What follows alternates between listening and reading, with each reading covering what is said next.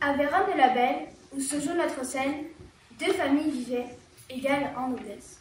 Mais de vieilles rancunes, des aigreurs, de la haine, brusquement ravivées, des fureurs vengeresses, provoquèrent des bagarres où le sang coula trop. Deux enfants, nés hélas dans ces clans ennemis, se rencontrent un jour et s'aiment aussitôt.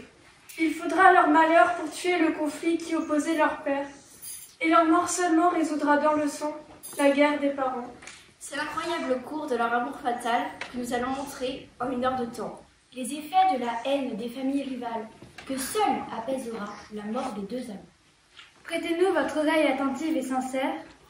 Notre art est imparfait, mais nous voulons vous plaire.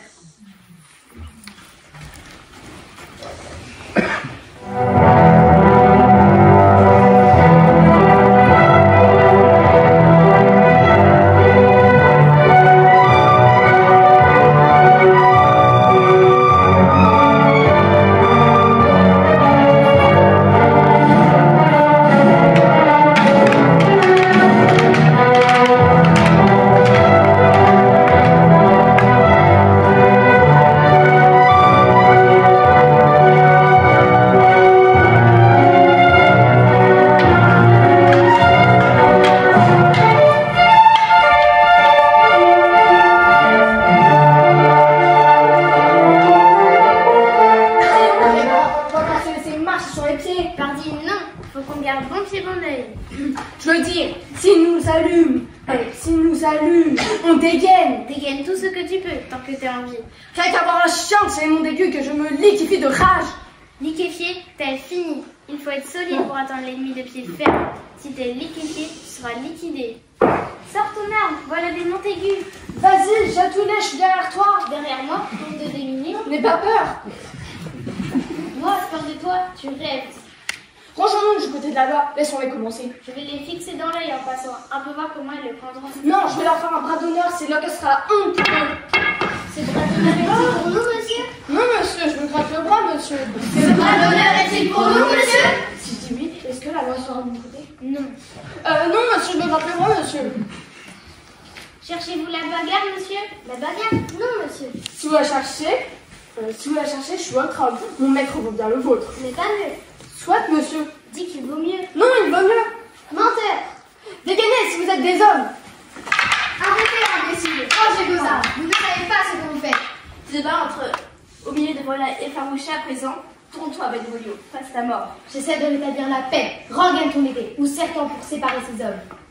L'épée à la main, tu oses me parler de paix? C'est un mot que j'exècre, comme j'exècre l'enfer. Tous les Montaigu et toi-même, sale dégonflé. Suis-je un condamné, ennemi de la paix? Vous condamnez ce persillé du sang de vos voisins. Écoutez, ne m'appelez pas à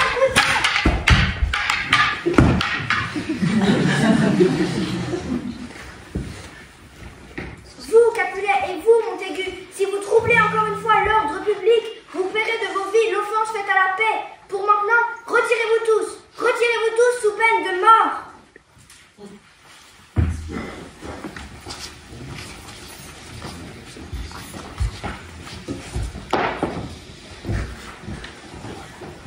Qui a donc ravivé cette vieille querelle? Parle-nous. Étais-tu là quand c'était commencé? Les gens de votre ennemi et les vôtres se battaient déjà. C'est pour les séparer que j'ai voté. Où est Roméo? L'as-tu vu aujourd'hui? Heureusement, il n'a pas pris part à cette bagarre. 1 heure avant que le divin soleil n'eût caressé de ses rayons la fenêtre d'or de l'Orient, j'ai vu votre fils qui se baladait déjà. Je suis allée vers lui, mais dès qu'il m'a aperçu, il s'est dérobé dans les profondeurs du bois. Cette humeur sombre finira par lui être fatale si de bons conseils n'en décident pas la cause. Cette cause, mon cher oncle, la connaissez-vous? Non, il ne veut rien dire. Avez-vous insisté suffisamment? Bien sûr, et nombre de mes amis aussi, mais il reste l'unique confident de ses propres sentiments. Confident peu avisé sans doute. J'aimerais tant savoir d'où lui vient sa peine pour lui porter remède. Le voici. Et s'il vous plaît, éloignez-vous. S'il ne me repousse pas, j'apprendrai ce qu'il afflige. Attends-le donc, puisse-t-il recevoir toutes ses confidences. Je vous laisse. Bonjour, cousin. Le jour était si jeune encore. L'heure juste sonné. Les heures tristes semblent plus longues. C'est mon père qui vient de filer si vite? Oui. Quelle tristesse allonge ainsi tes heures. La privation de ce qui les rendait si brèves. Amoureux? Fou. D'amour? De douleur, car l'on refuse mon amour. Aïe, que l'amour d'apparence si charmant est cruel et tyrannique à l'épreuve. Aïe! Comment les flèches de l'amour peuvent-elles atteindre leur but alors qu'ils tirent les yeux bandés? Où est-ce qu'on mange?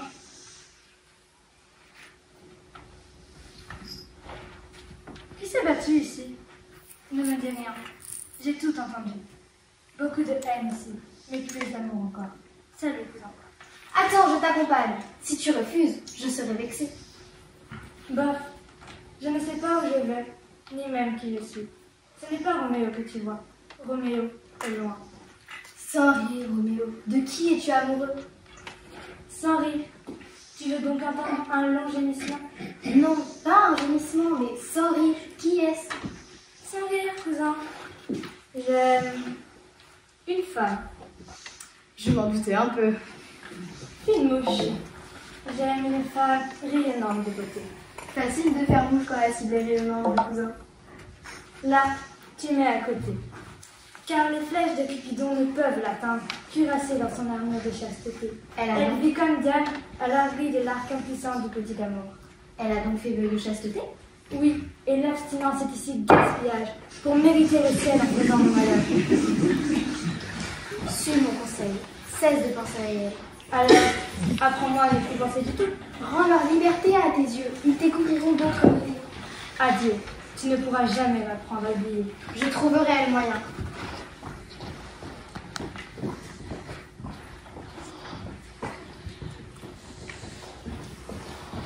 To be continued!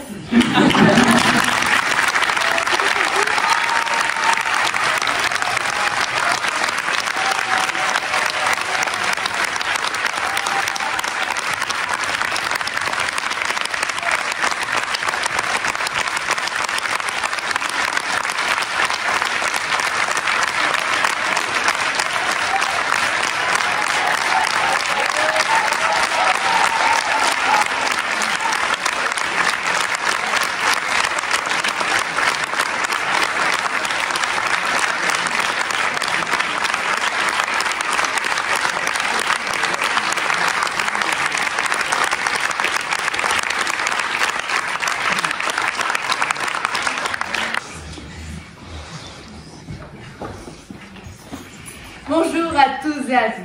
Je suis très heureuse de vous accueillir aujourd'hui. Alors je me présente très rapidement. Je m'appelle Romane Gérier. Néanmoins, ce n'est pas chez mes amis les Romains que nous allons nous rendre ensemble, mais bien chez leurs collègues antiques, les Grecs. C'est en Grèce en effet que se déroule une grande partie de l'action de la pièce de théâtre que l'on m'a proposé de visiter avec vous aujourd'hui. Je veux parler de Phèdre. Phèdre qui, et c'est important, s'écrit avec un point d'exclamation, est une pièce de théâtre contemporaine, et plus précisément une comédie, qui met en scène une façon d'oratoire qui, se proposant justement de parler de cette pièce, un petit peu, si vous voulez, comme je le fais en ce moment, une pièce, une toute autre pièce, totalement différente. Phèdre, sans point d'exclamation. Phèdre de Jean Racine. Alors, vous l'aurez compris, je n'enracine personne, bien évidemment. Jean Racine, c'est le nom de l'auteur de cette magnifique pièce, considérée comme l'un des chefs-d'œuvre de la littérature classique. Jean Racine, bon, comme d'autres personnes, s'appelle Marcel Duchamp. J'ai moi-même connu quelqu'un qui s'appelait Aude Javel. Ma foi, on ne choisit pas ses parents, on ne choisit pas sa bavardage, car aujourd'hui, nous ne sommes pas venus pour rigoler. En effet, Phèdre, sans point d'exclamation, n'est pas une comédie, mais bien une tragédie.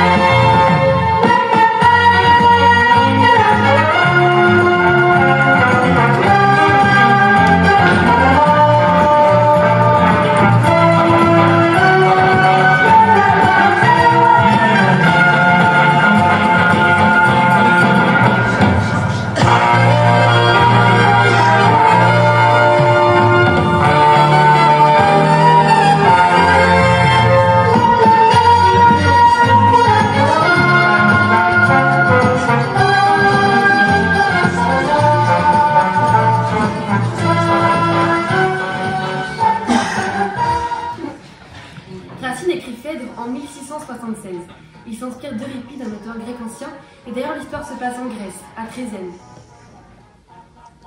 Phèdre est la femme du roi Thésée, qui est parti au loin. Elle nourrit une passion dévorante, mais impossible pour Hippolyte, son beau-fils, qui ne se doute de rien.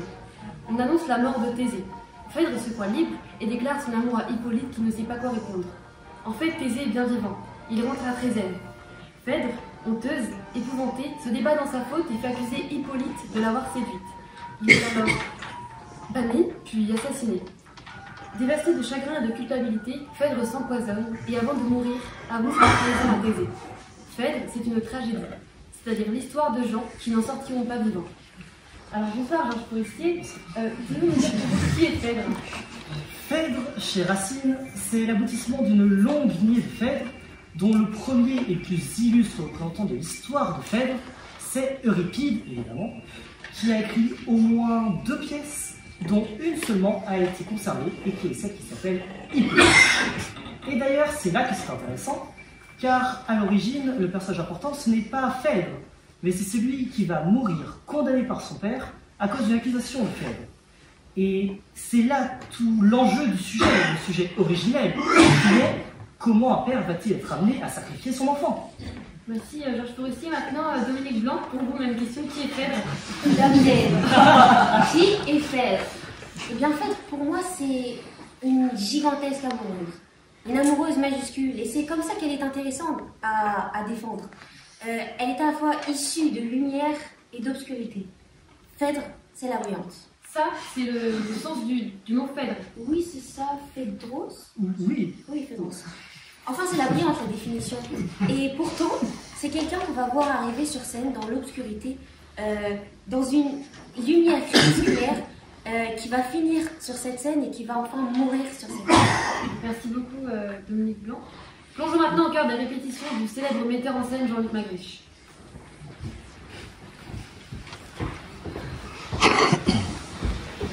Il faut que tu ailles chercher cette souffrance, cette brûlure, tu vois?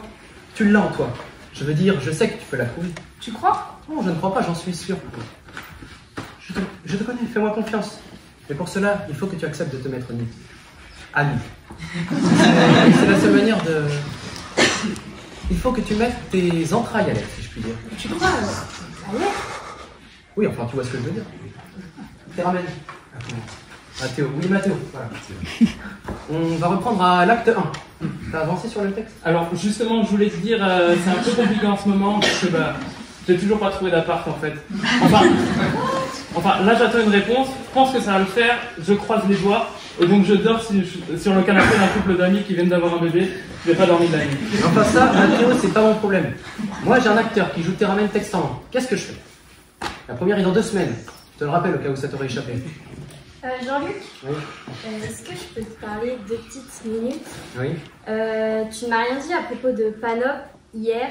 J'ai testé quelque chose de plus intérieur, on va dire.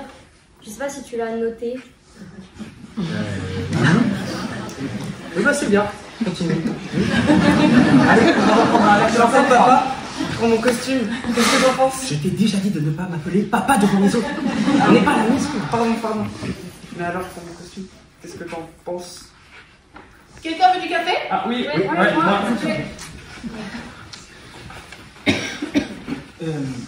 Alors, oui, Michel Schneider. Oui, c'est ça. Oui. Alors, Phèdre, c'est un discours d'élite, c'est-à-dire que les mots sont tus et restent dans le silence, notamment le nom important. Lorsque Phèdre ne peut pas dire je l'aime ni je t'aime, quand elle rencontre Hippolyte dans la seule scène où ils se croisent, elle dit j'aime, comme si la seule manière dont on peut dire l'amour, c'est de le faire de façon intransitive. C'est j'aime, mais ne me demande pas de nommer celui que j'aime. C'est effectivement sa confidente qui va nommer le nom d'Hippolyte. Phèdre va lui dire c'est toi qui le prononces. Comme un soulagement.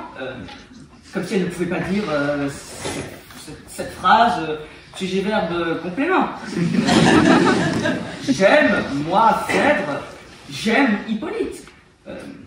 Comme si l'amour n'avait pas de complément d'objet direct. Et j'aime bien cette idée que l'amour n'est pas de complément. L'amour est à la poursuite de quelque chose qui, sans cesse, lui échappe. Bon allez, on s'y met, en place. N'allons point plus avant. Demeurons, cher Hénon. Je ne me soutiens plus, ma force m'abandonne. Mes yeux... Continue à avancer. Mes yeux sont éblouis du jour que je revois. Alors, est-ce que tu peux les toucher? Oui, pardonne-moi. Ma force m'abandonne. Mais qu'est-ce qu'ils ont? Ouais, ok. Je ne me soutiens plus, ma force m'abandonne. Mes yeux sont éblouis du jour que je revois, et mes genoux tremblants se dérobent sous moi. Hélas! Ô Dieu tout-puissant, que nos pleurs vous apaisent. Que ces vains ornements, que ces voiles me pèsent. Quel importunement, en formant tous ces nœuds, a pris sur mon front le soin d'assembler mes cheveux. Alors, c'est très très bien. Mais si on peut avoir l'impression que réellement que ce ne soit pas une façon de parler, que réellement le voile qui pèse et brûle, je t'assure que ça, c'est gagné. C'est gagné. Enfin, c'est gagné. C'est magnifique. Enfin, tu vois, tout est insupportable, même un voile. Quel importunement, en formant tous ces nœuds, a pris soin sur mon front d'assembler mes cheveux. Tout m'afflige et me nuit et conspire à me nuire. Comme on voit tous ces Alors, nœuds... pardonnez-moi. Quand tu as fait ça, Chloé, est-ce que tu crois que tu pourrais tout à coup te retrouver cambré en arrière? Comme pour voir des rayons de soleil. Tu vois? Je vais le dire autrement. Le goût de l'inceste se promène tout le temps là-dedans. Mais si inceste il y a, je proposerais que ce soit avec son grand-père ou son arrière-grand-père. Le soleil, tu vois? C'est-à-dire que tu te fais transpercer par les rayons de soleil. Ça, oui. Ok. Tout m'afflige et me nuit et conspire à me nuire. Pardon. Bon, c'est bien, on va faire une petite pause. Est-ce que tu peux aller voir si ça va? Ça va, je suis pas sa nourrice dans la vie, merde.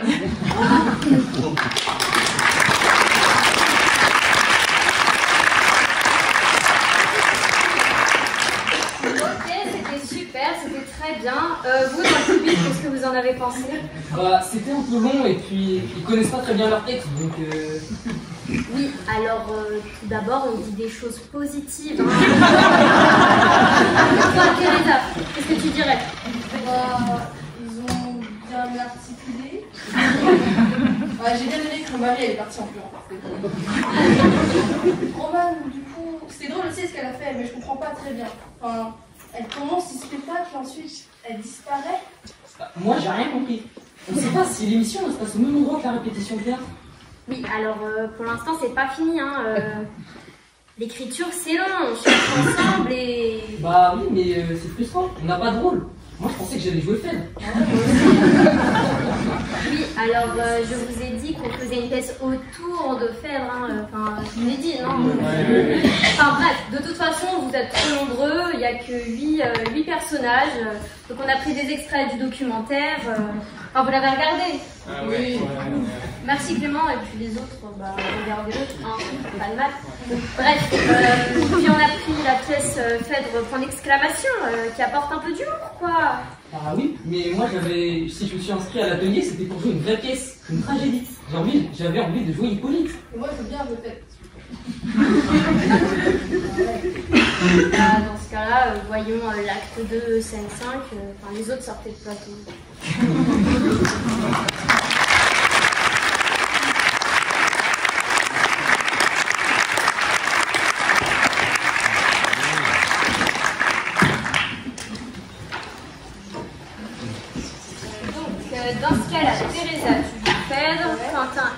vite. Daïda, tu te places là au niveau de la croix. Et Quentin, avance. Encore. Ok. Stop. Et t'es deux. Attends. Et je commence où? Donc, tu commences à. On dit qu'un point départ. On dit qu'un point départ vous éloigne de nous, Seigneur. À vos douleurs, je viens joindre mes larmes. Je vous viens pour mon fils expliquer mes alarmes. Mon fils n'a plus de peine, et le jour n'est pas loin, qui de ma mort encore doit le rendre témoin. Déjà 1000 ennemis attaquent son enfance. Vous seuls pouvez contre eux embrasser sa défense. Mais un secret remords agite mes esprits. Je crains d'avoir fermé votre oreille à ses cris. Je tremble que sur lui votre juste colère ne poursuive bientôt une odieuse mort. Madame, je n'ai point de sentiments si bas. Quand vous me haïriez, je ne m'en plaindrai pas, Seigneur.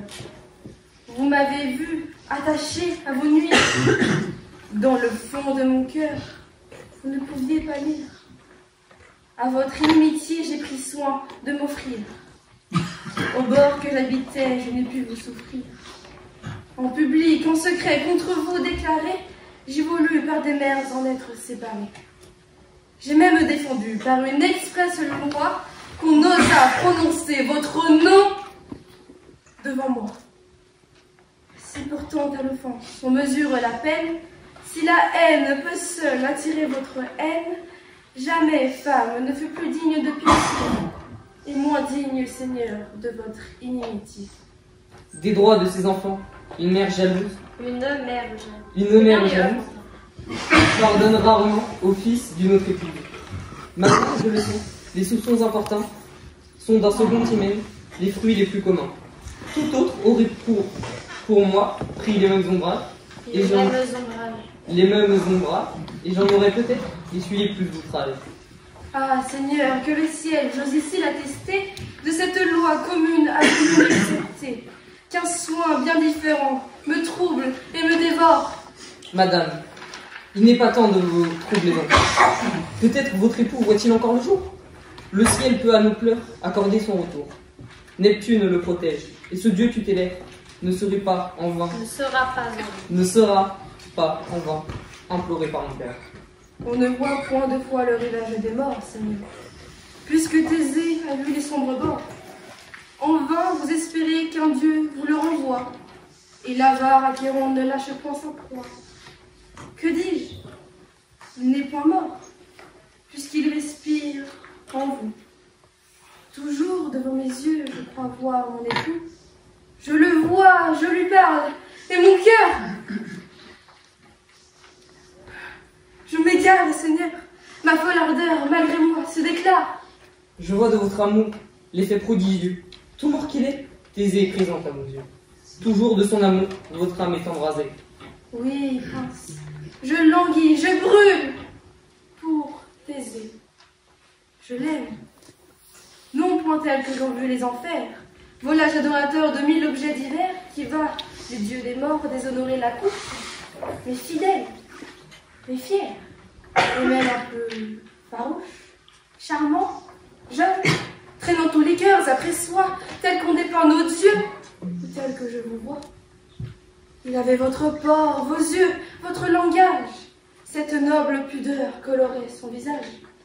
Lorsque de notre crête il traversa les flots, digne sujet des vœux des filles et de Minos. Que faisiez-vous alors?